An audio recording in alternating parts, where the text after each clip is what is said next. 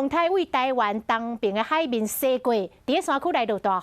讲新北市的有来连落2天的雨，是全台湾落上多，落到真侪所在拢来淹水，车都是淹到半个车轮悬，2条溪早起拢来到红色的警戒。 都惊有土石流，所以挖溪边的信贤里的里民强制撤离到收容所。直直落雨，有来水墙变啊真大，造成溪流涨大水，真有气势。车道像水道，水淹到半个链啊，这么悬。这底盘都不会进水哦。 后来连续2天的累积雨量，拢是全台湾冠军超过371毫米。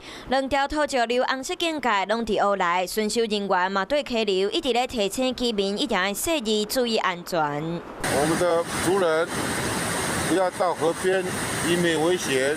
因为红色警戒拢伫乌西溪边的信贤里，居民也强制撤离。里长一透早，甲活动中心变做暂时的收容所。受到梅花台风外围环流的影响，在乌来山区的信贤里这边降下大雨，并且发布了土石流的红色警戒。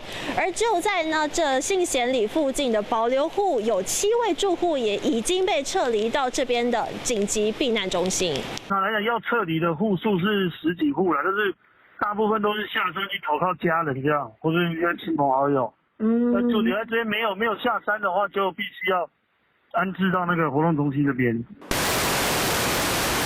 里面讲大雨落对河道的石头，迄个浪着声音，互因暗时拢提心吊胆，困袂好势。要是去收容所较安心，等每回离开者，回去厝内。